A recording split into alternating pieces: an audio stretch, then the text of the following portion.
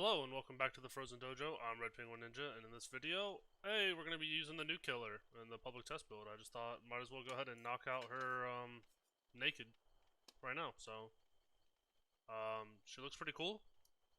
Let's figure out what she does with this whole thing, but hope you enjoy.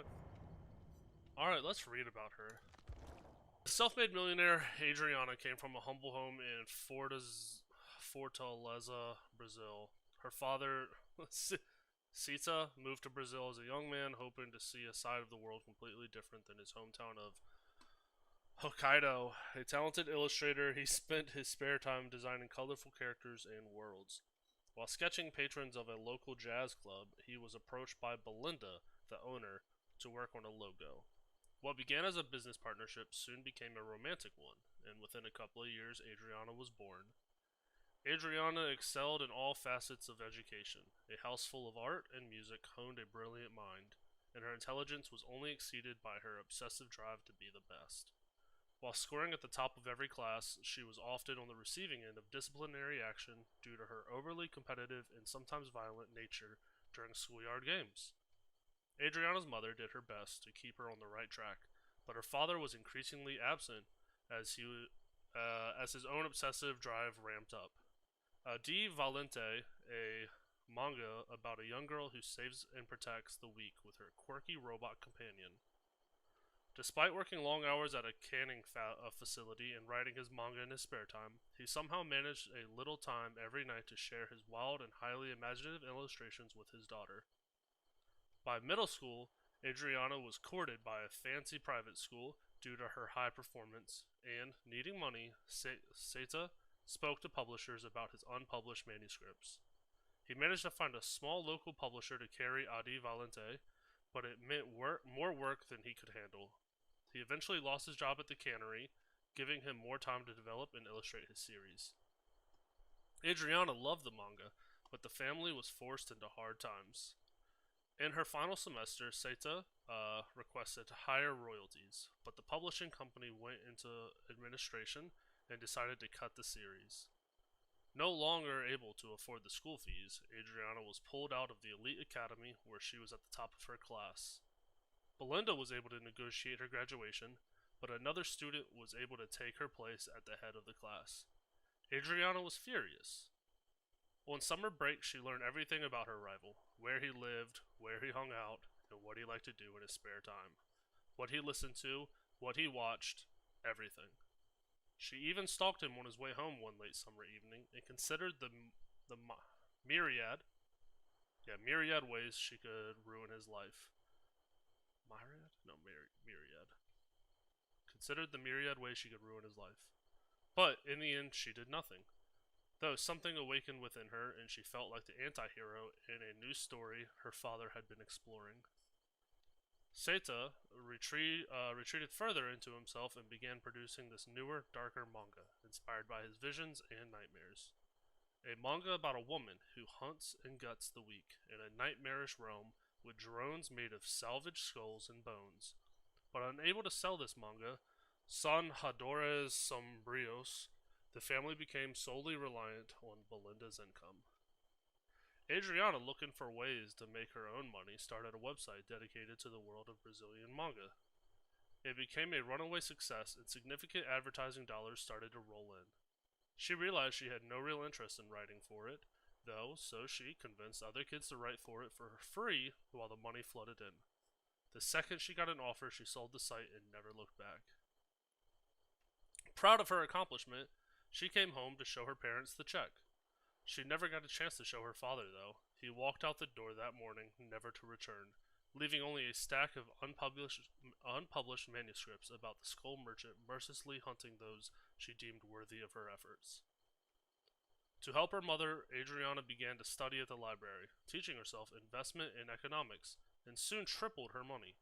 By the age of 18, barely with a high school degree, she had already become a self-made millionaire.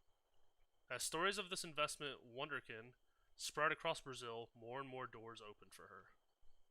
Before long, she had the kind of money that allowed her to buy small companies that she would gut, replace with non-union workers, and sell at a profit.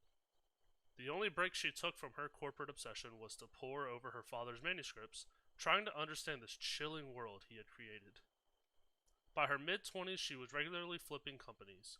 While finalizing on a real estate firm, two members of the board moved to block the sale, pointing to the trail of hollowed-out husks she left in her wake. Adriana was frustrated. It took her weeks to find out who the holdouts were, but once she did, she thought about how it would feel to hurt them. She learned everything about the directors, stalked their every move, manipulated them into attending a conference in Switzerland, and while on retreat in the Alps, she made her move. Inspired by the skull merchant and feeling something within demanding expression, she tracked them with a prototype drone and brutally dismembered them with a cruel two-bladed weapon. The rush of emotion and adrenaline was unlike anything she'd ever experienced before, and the company was hers. Thus began an unsettling cycle, swooping in on a business, destroy anyone standing in her way, and gut the company for maximum profit. She targeted companies with larger-than-life CEOs and hoped one would present a challenge. None ever did. They just disappeared, unremarkably. An aggressive manager of a fireworks company known for his survival tours was her last target, right at home in Brazil. Survival tours, a perfect cover. Adriana lured him to a decommissioned airship hangar. The hunt started at dawn and went the distance, with her still tracking him well into the evening. Locating him, she used one of her drones to direct him to a dead end, when a pair of kites suddenly appeared on camera, and the feed died. Her face hardened, her eyes widened in disbelief as she slammed her laptop shut and charged to where the drone had crashed. There she found her prey, reaching out to someone in the growing dark for help. Witnesses, not part of the plan. Without a second to lose, she plunged her blade through his stomach, exposing meat, bone, and a dying heart. The vitiated body staggered left and right, sending a shower of red over the green foliage. As her victim collapsed with a thud, she turned to the young witnesses. Wrong place, wrong time. They broke into a sprint. She gave chase, her blades thirsting for more blood. The lush green of the trees melted into a thick black fog. Real life warped into something like San Hadores Sombrios. A sick grin crept across her face as she rushed forward to begin a new chapter in her life. Crazy. Wow. Thwack. After hooking a survivor, the next breakable wall or pallet you break will make survivors within 32 meters scream and reveal their aura for 4 seconds. Thwack is active for 75 seconds after the survivor is hooked. Leverage. Each time you hook a survivor, gain 1 token, up to 10. When you hook a survivor, this perk activates. For each token, reduce the speed at which survivors heal by 5% for 30 seconds. Interesting. Game afoot. While you are chasing the obsession, this perk activates. Damming generators and breaking walls or pallets gives you a 5% haste status for 10 seconds. Whenever you hit the survivor with the total most time in chase with a basic attack, they become the obsession. That's an interesting perk. Wow, okay. And then power. The Skull Merchant starts the trial with 4 drones. Pressing the power button places a drone, which enters active mode after a short boot up period. In this mode, the drone creates a detection zone around itself. Within it, the killer is undetectable, and survivors gain lock-on progress. The drone reverts to scouting mode when no survivor is detected for a while. In scouting mode, the drone begins a sweeping scan, and if it finds a survivor, it re-enters active mode. Survivors can interact with a drone to disable it. If they fail, it enters active mode. If they succeed, it returns to the killer, but the survivor is stuck with a claw trap. The claw traps. A claw trap broadcasts the survivor's location to the killer until its battery dies. If they get too close to a drone, it enters active mode, and the claw trap's battery is recharged. The killer can press the ability button to open a radar to see the locations of survivors with claw traps and those in a detection zone. Special effect, Lock On. When full, the survivor is revealed by killer instinct while inside a drone's detection zone, and suffers from the exposed status effect until the meter discharges or they are put into the dying state. pretty interesting killer. Smash. And, yeah. She should be fun.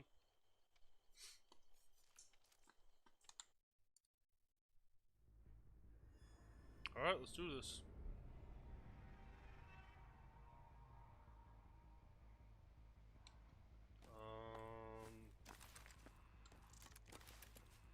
Okay.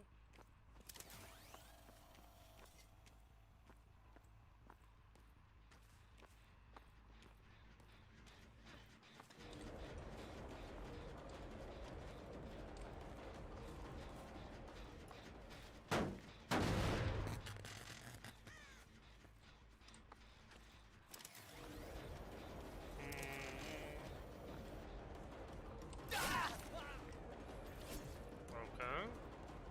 I like the knife. I don't know what the drone does, but that's cool looking. Wait.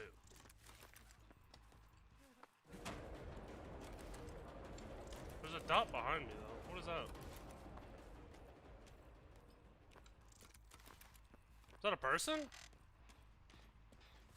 Wait. Wait, what the fuck?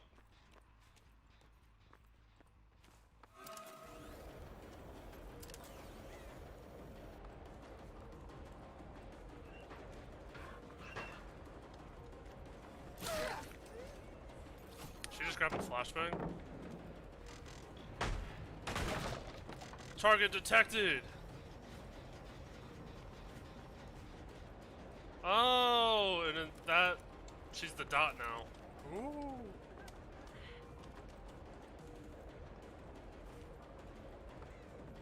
Interesting. Let's go. Almost missed that.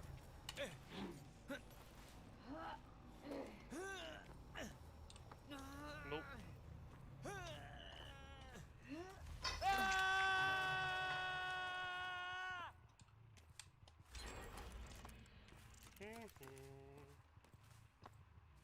So she's just like all about like finding people and shit. Nope, nope, nope, nope, nope, nope.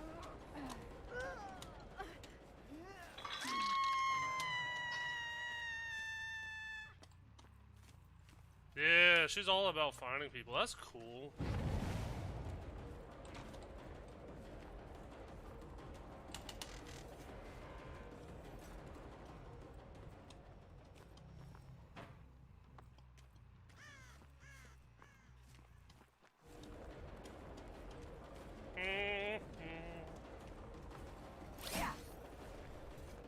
I don't know why I thought a pallet was right there, so I swung.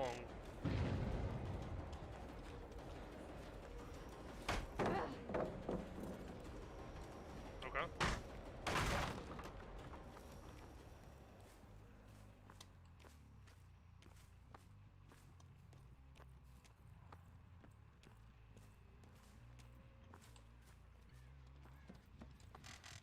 Wow, she just held W.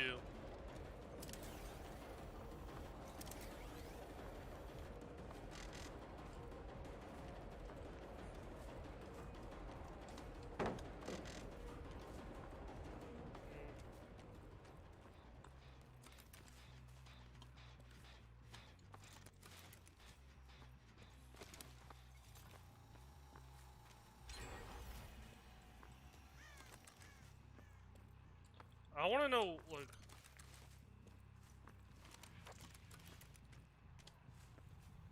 I want to know what the yellow stuff around their heads mean.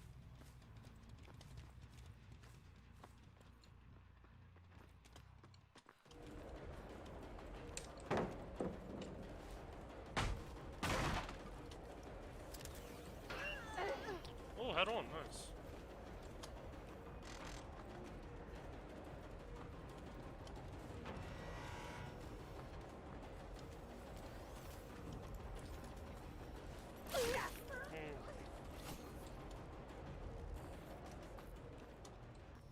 And I'm not findable in that. Oh, cool. Or I'm undetectable, I guess you could say.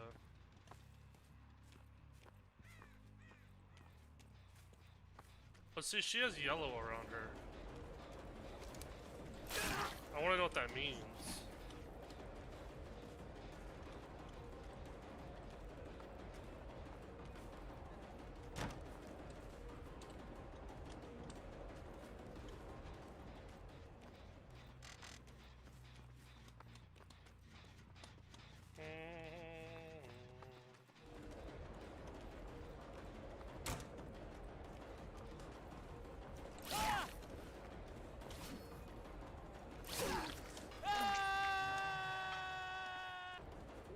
So you really, though, have to put these in, like, good spots. But what do you do if you just put them by the door? You know? Like, right now. Can you withdraw it? You can. Oh. And then what? If I just, like, go over here now and just throw down this drone.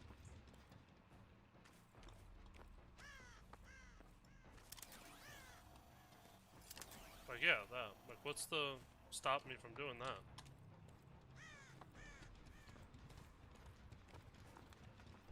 Right? Yeah.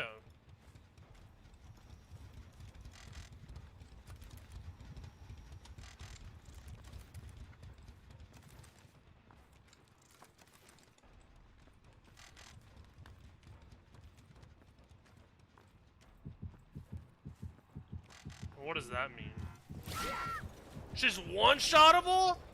Oh, wait.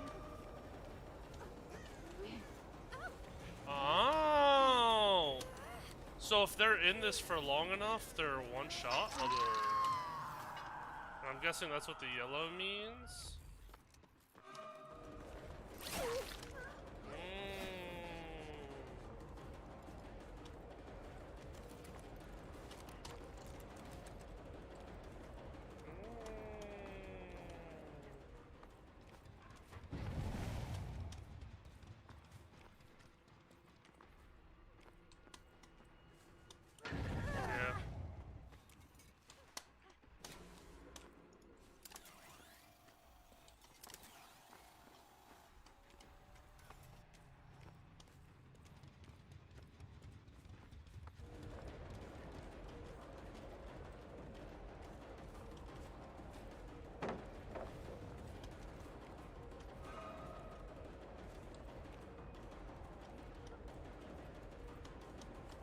Her music is really loud, though. I wish I would turn that down.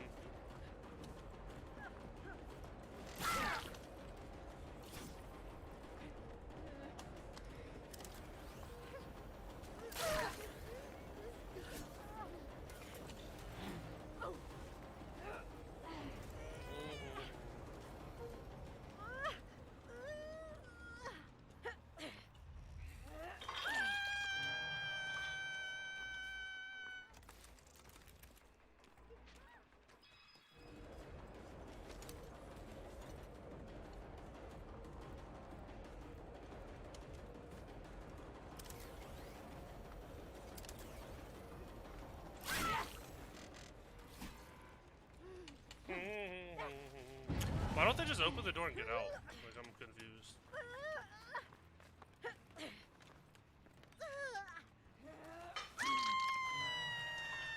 I like this, though. This is cool. And then... Okay, so it's activated when it's in a big circle. I guess the rotationary thing is whenever it's not active.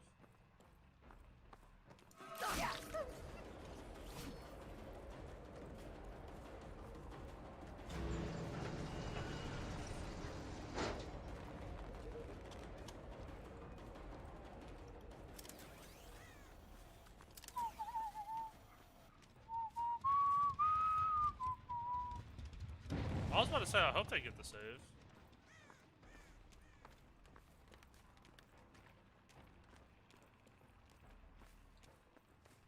This is so cool.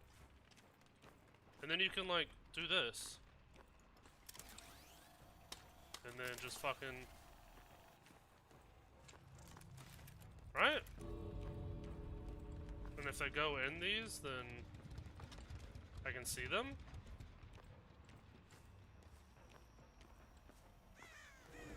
No.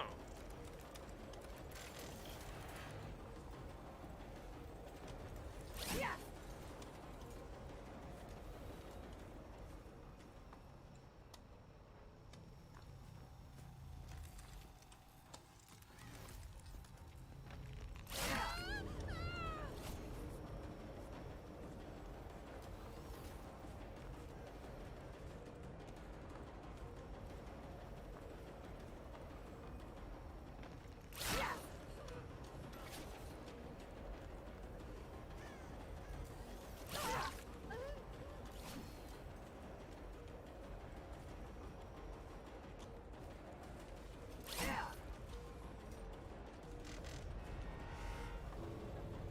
Did he 99 sprint burst?